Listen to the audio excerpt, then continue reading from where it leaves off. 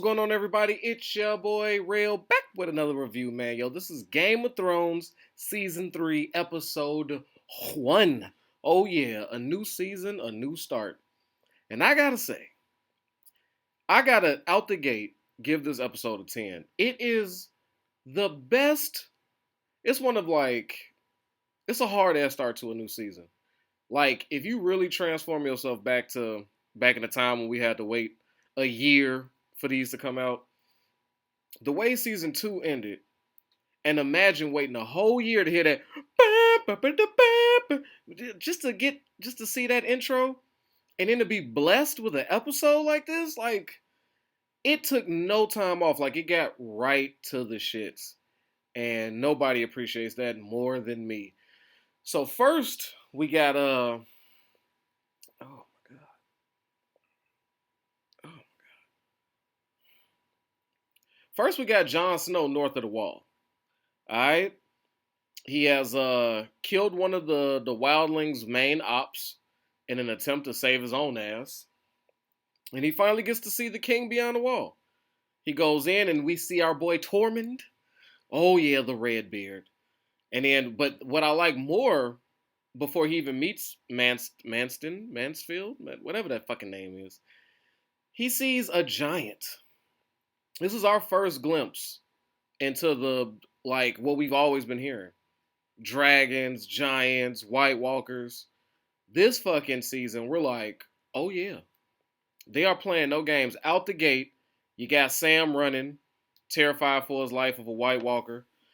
He's saved by the rest of the Night's Watch. So we're like, holy shit. And you see that they posed a man with his head in his own hands, just chilling. I was like, that's kind of cold. And it was cold. Double entendre, don't ask me how. And so we're like, shit, White Walkers are at it and they murdering people. Nice, check off the list. And then you see him entering deep into the camp, Jon Snow. And there goes a fucking giant. And he can't keep his eyes off him. And god damn it, I couldn't either. I'm like, look at this dude. Huge. Huge. And he's hammering shit in with no tools. He's using his hand, putting pikes in there. And then she's telling him, like, hey, they're gentle. Okay, but if you keep staring, I've seen them rip a man apart, bare hands. And I'm like, oh my God, can we get to see that? So this one's bringing out the giants, and it's like, yes. And Jon Snow's amazement is like our excitement. Like, oh, holy shit. And he goes in there, and he's bowing down to Tormund, which I thought was hilarious. He's like, oh shit. This is how Lord, yes, my Lord, that's how I want to be greeted. So he's finding out that the customs beyond the wall is not that of the Seven Kingdoms. All right, there's no formalities out here. There's a lot of shit talking, just a lot of bro code. And Manston presses him like, yo, like basically why we want a traitor? Like, why you want to join us? Like all this. And then Jon Snow gave some bullshit answer and he pressing him even more. Like, come on, bro, be real. You look like you want to be a hero. So tell me what's up. What's up with the link up? And Jon really dug deep into himself because he's lying his ass off. I think we all know that. He'd much rather be with his brothers at Night's Watch, but he gotta stay alive. So I'm not really mad at him because, you know, he's super noble, but he's like, nah, I'm going to save my own ass out here. This ain't nothing but death waiting on me. So he digs deep into a real place and just says, you know, after the bullshit I've seen, men giving babies to the dead, and he remembers back to how that upset him. And he's like, no, I want to fight for the side of the living. And dude is like, oh, I can respect that. So let's get him some new clothes and suit up. So now Jon has joined a new group, ready to start his mission to start a new war. Now, let's turn ourselves over to the Khaleesi. You know what? There was a lot of stuff in this episode in regards to Daenerys Targaryen that I forgot about. Like, I should like add a segment like where I forgot things that went forgotten. Like so we see her with her adolescent dragons, right? They flying, they dipping in, going fishing, roasting shit, eating it. It's all dope. And we getting excited like, oh shit, her babies are growing. They about to be formidable. And we see her and Jorah having a conversation about how the dragons ain't growing fast enough. She needs an army. You know what I'm saying? And how she wants everything right away. And Jorah's trying to tell her, like, calm down. You gotta earn it. You gotta earn respect. Like, so let's start piece by piece. Let's see a man about a dog, aka a man about the Unsullied army. So she don't know this guy. She don't know nothing about the Unsullied, the mercenaries, I guess. But he's got people for him. She needs troops, and goddamn it, he's got them. So they finna go purchase them. I'm imagining she's gonna purchase with all the shit that she stole from Zorazabazambo. Okay. Now, as I remember the Unsullied, I thought they didn't have both genitals. Well, both genitals. Like, the sticking the stick in the balls, right? Apparently, they're just missing the balls. And I'm not a doctor, but I feel like you can still get it in without balls. Is that possible? Is that still a thing? I should do some research on that. I have no intention on losing mine, so I don't think that's a word, a functional word. But just out of curiosity, like, can a man still get it in without them? But okay, that's so I forgot that I thought they lost the whole package, but it was just one half of the equation.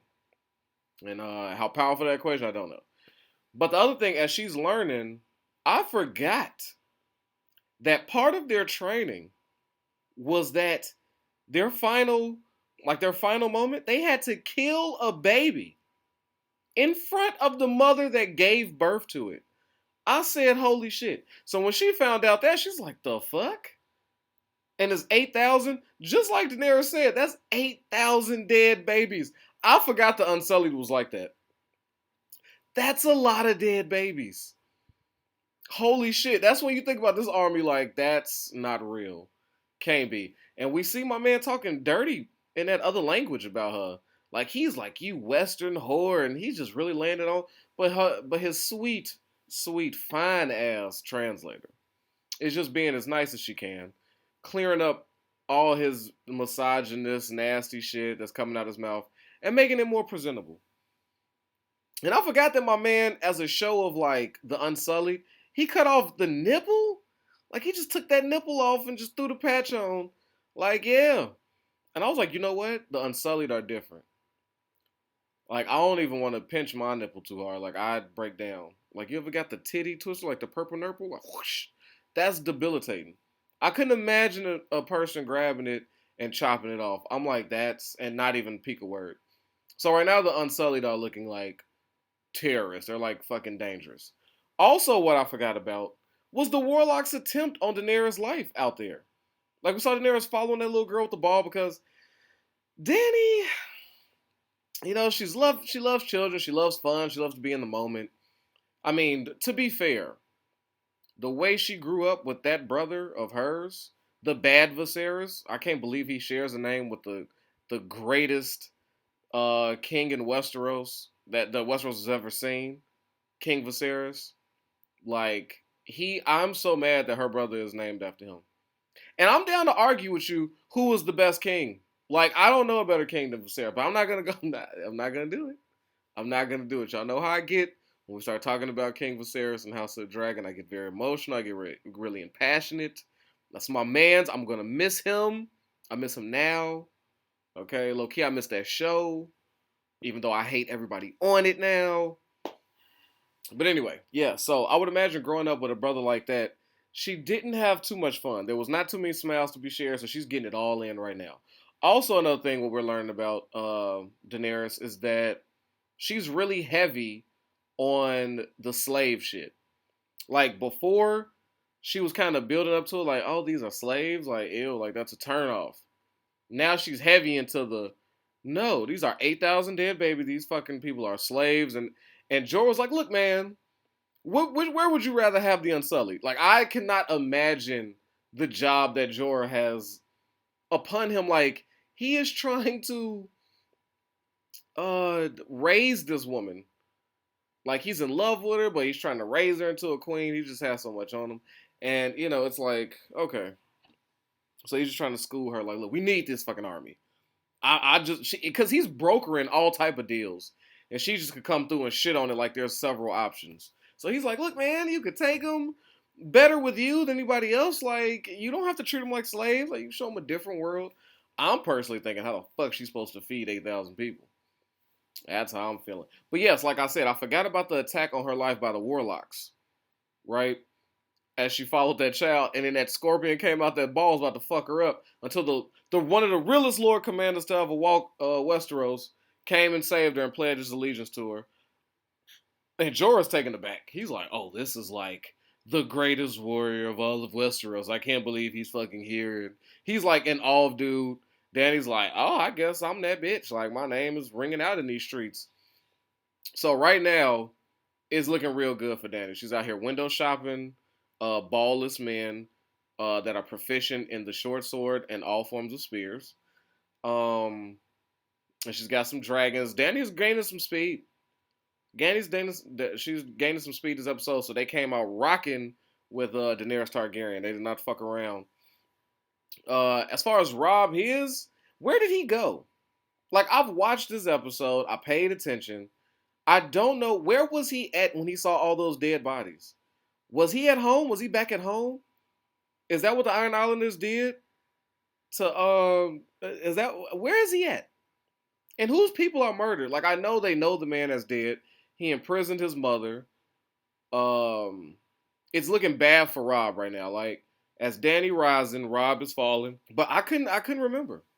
So, I mean, but that's how inconsequential Robb's story is right now. Like, he is taken aback this episode. A few episodes, he ain't been too exciting outside his illegitimate marriage to the fine-ass foreigner. So, yeah, I don't know where he's at or what's going on there. Please fill me in personally. Y'all might know exactly what's going on. Please tell me where they were at, whose soldiers were those that were murdered, and who did it. Okay, because I got totally confused. I was coming here ready to talk, and I have no fucking idea who those people were. I know I've seen the old man with the white beard before. Maybe I've seen the other. I don't know. Who else is of big interest before I get to the real deal? Oh, Stannis. All right, so our boy Davos was fucking cooking like an egg on an egg under the rock. Like, my man's skin was peeling. He's looking bad. He needs some SPF 80. All right, my boy was looking like a bruised banana up on that stone. I was like, God damn. But he managed to get himself to the peak.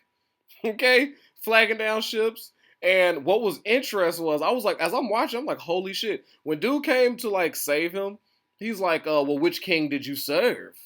And he's like, there's like a 50-50 shot at the answer. Like, yo, I either answer this right and I die up on this fucking rock. If I'm lucky, they kill me and I don't roast my ass alive under the sun. But I get it right and I'm saved. So he said the one true king, Stannis and whatever. But I don't think it mattered because when he picked dude up, turns out to be his pirate buddy, which are close friends. When they was discussing it, he's like, bro, like, just come with me. Like, you're a smuggler, I'm a pirate. And Davos is really about going back to Stannis and getting shit together. But dude is putting him up on game. Like, listen to your friends. He said, bro, let me tell you about your boy Stannis. As he's at Dragonstone, licking his wounds, right? Him and his Red Witch are out there burning motherfuckers who don't believe, like roasting their ass alive, and she's like singing to him.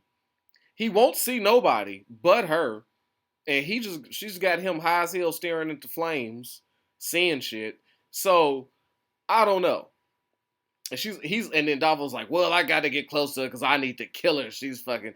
My man is like, he is such a breath of fresh air. Like, I love the realistic people when they just keep it a buck. He's like, bro, if you fail at murdering her, they're gonna kill you. They're gonna burn you. If you succeed at murdering her, they're gonna burn you. How about you roll with me and stay alive a little bit longer?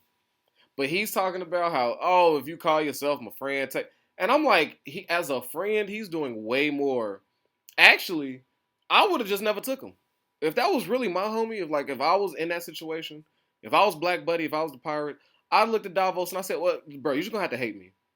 I'm not taking you to Dragonstone.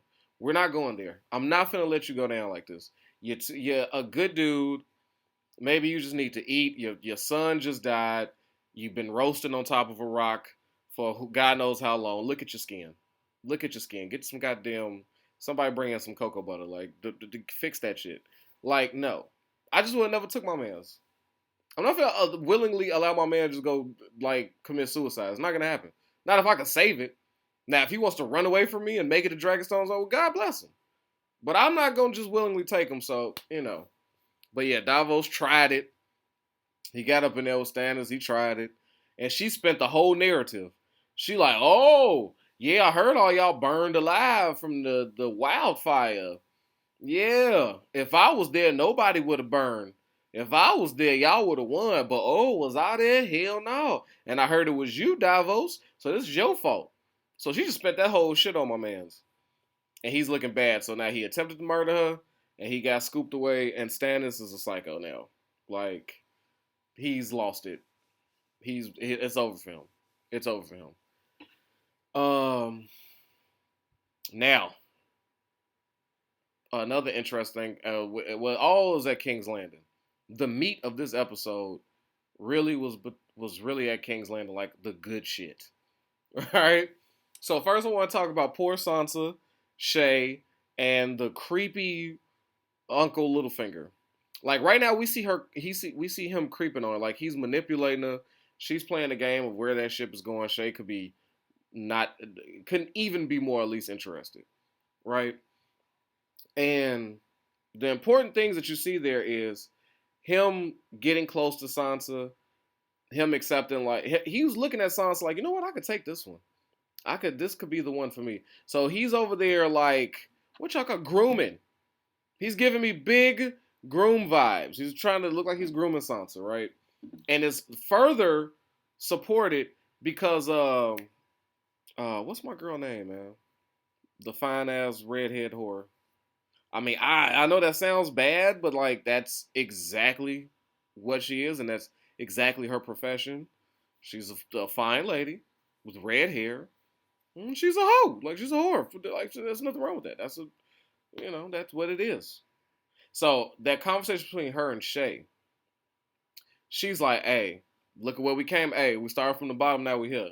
Shay like, "How the fuck you know where we started at?" She looking at her like, "Come on, shorty. Like, come on, come on. A hoe know a hoe when we see one." I was like, damn, Shay, she got you there. That's how you come on. That's how Tyrion met you. All right, let's not play this game.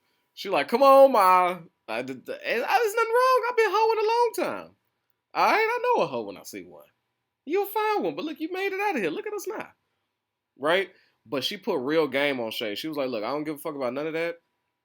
Make sure you protect that girl. And she doubled down by saying, make sure you protect that girl when it comes to him. Now, this is somebody who knows Littlefinger intimately. This is supposed to be his right hand. Right now, if you could call anybody a right hand of Littlefinger, because he's willing to fuck over anybody at any moment if it means his progression. So, as much of a right hand to him as you could be.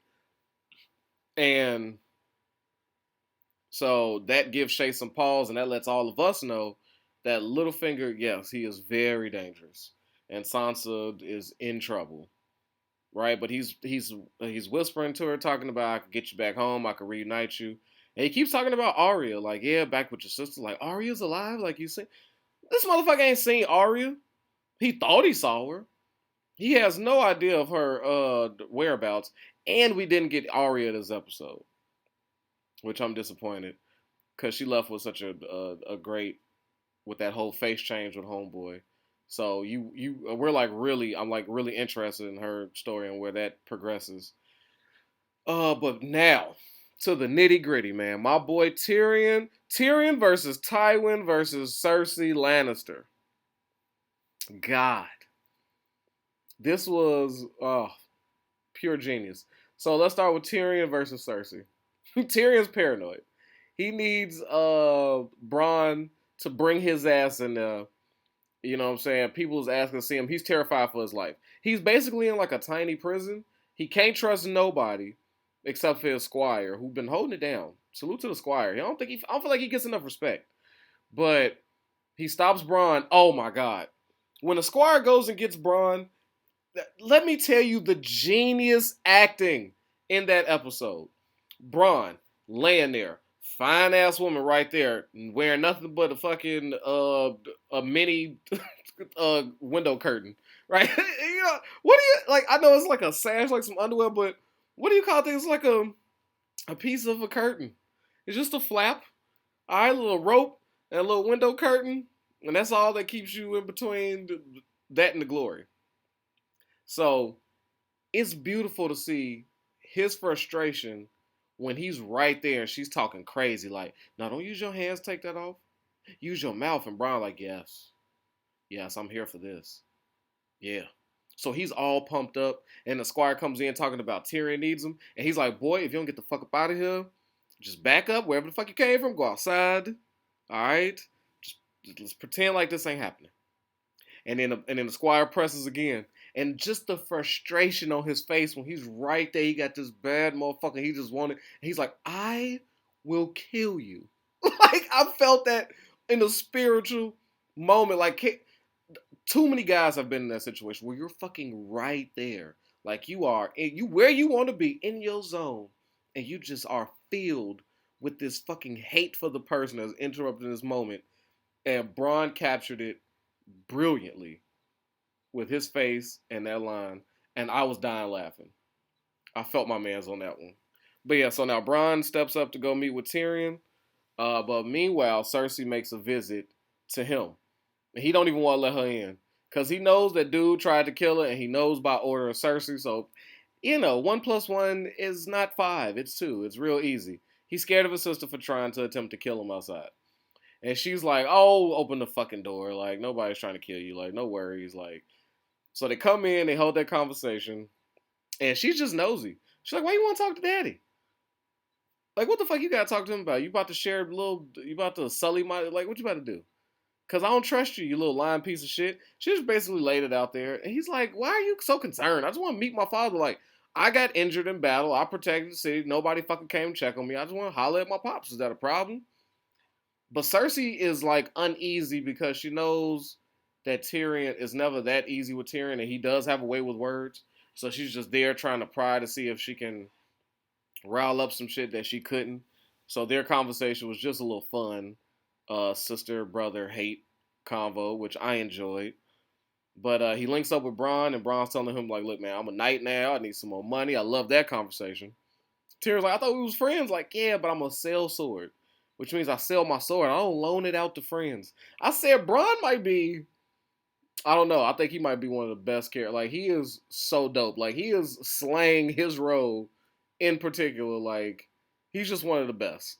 Bronn is one of the best. And I want to see him so badly take that, unsheath that blade in his back and just get to work. Because he don't even go for the big sword when people talking shit. Like, that dagger is what he goes for. So I'm like, man, I really want to see that be put into action. But he don't back down from shit. And then I love the conversation with Tyrion's like, I don't even know what the fuck I'm paying you right now. And I'm going to double it. He like, and that means you can afford it. Exactly. And I was with him. That was a brilliant renegotiation of a contract. I don't even know how much I'm paying you, so it's no problem. You can afford it. If you ain't got it in your books, double is just fine. Right? And now he finally goes and sits with Tywin. And man, this was the saddest, funniest, just awkward moment this entire episode. Like it was a lot. Oh my god, that scene between Tywin and Tyrion. Holy shit. So Tywin is working, right? We're just gonna set this table up. Pops is working. Tyrion comes in, and he's like just trying to start some bullshit conversation. Tywin's like, look, man, I got shit to do. I got places to run. I got 7 kingdoms to look after. 3 of them is in open rebellion. The fuck do you want, son? What do you want? And then Tyrion finally lets go. Like, you know what? I defended this city. I got scarred for it. You know what I'm saying? I went out there and led this battle while the king ran away. I was the man. I did this. And nobody checked on me. I get put in a cellar. Like, what the fuck? I want what's owed. And Tywin just beautifully says, "The fuck? So what? You got injured in a battle? You think I got brought roses every time I got the fuck cut up in a battle? Ooh, ooh." And it's just that you see this whole scene is just goes back to a little boy. He's just right back reverted to a little boy, seeking his father's attention, love, just something. He's like, "See, Dad, I finally did something right." And Tywin is just a hard motherfucker who is like, "You've done so much wrong. You want a fucking applause?" Like he said, Tywin dropped a bar. He said, "Singers and jugglers require applause. Not fucking Lannisters, not men with duties that have something to do." I said, "God damn, Tywin is the best." Like he just, every word out his fucking mouth is a bar. I'm like, God damn. And then he goes in to say, "Well, you know what? Jamie can't take a woman. He can't have kids. So you know what? I'll take Castle Rock. Give me Castle Rock. It belongs to me. I'm owed this by right. By right." Now this is where shit gets real nasty. This is where Tyrion's heart is taken out, fucking like skinned, like just agonizing, and then opened, and like it's some olive oil, some garlic, and you got it, and it's just in the sauteing for a minute, and it's just placed in there to just be just like just a little simmer right there. Ooh, that's a chef's kiss, chef's kiss. And you just flip it over, and you're just cooking a little bit more. You add a little bit of butter, and then just Tywin takes that heart of Tyrion's right about that skillet, right, dampen it. Ooh, put a little rosemary, and then takes a giant Hannibal Lecter bite out that motherfucker. Because he killed him with this one. He said, "Oh, okay. I'll tell you what. Um, I'll give you a better living arrangement suitable for your name. I'll figure out a place where you can benefit the family, where you can work. And if you work there well enough and you prove yourself, we could talk about some other things. You know, maybe you doing another job or but as far as Castle Rockin' was owed to you, I'd give it when the maggots eat my body." And then he goes in to say, "To you, you killed your mother at birth. The gods curse me with you, and then I have to watch you, and because I can't prove you not my son, there's no way to prove you're not. You have to wear the name, and I gotta watch you waddle around." I said, God, when he told that nigga I gotta watch you waddle with my last name, oh my God. I said, no, he didn't. Just tell that man I had to watch you waddle. So he's just ethering him line after line. He said, "I'll be goddamned. Somebody who just is taking whores in my bed and just do it." Like, fuck no. And don't you ever talk about what's owed to you. Don't ever bring up Castle Rock. You watch your fucking mouth. And you just saw, like, the life essence leave from Tyrion's body. Like, he is just like, it's just washed from him. And I just sat there with my mouth open. It was just like, holy shit. And then Tyrion is just like, okay, I'm crushed. So I'm just going to go ahead and walk out of here with any form of dignity I may have. And before he could, he's like, hey. And if I catch you with a whore, I'm going to fucking hang her. I'm going to murder this whore. I was like, God, Tywin really hates whores. He really does. I said, Jesus, man. So yeah, that was that scene right there was rougher than any White Walker beheading the person. Just God, I've seen fist fights that was more graceful than what the fuck Tyrion just said to Tywin. Like I've seen jumpings that didn't hurt as bad as what Tywin did to Tyrion. That was just, I said, God damn. Tywin is a cold motherfucker, man. I was just like, oh, ether, the shit to make your soul burn slow. Woo-hoo. God damn. But yes, that was a great opening episode, man. Be on the lookout. I'm not done. I'm gonna have season 3, episode 2 out to you this week.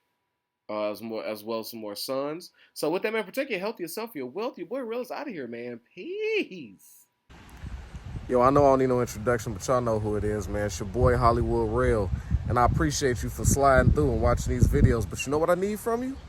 All right, if you ain't already, I need you to like this and subscribe this, man. We at 1,000 trying to get to 2, all right? Push it for your boy. Get them algorithms up. So when it come to that subscribe button,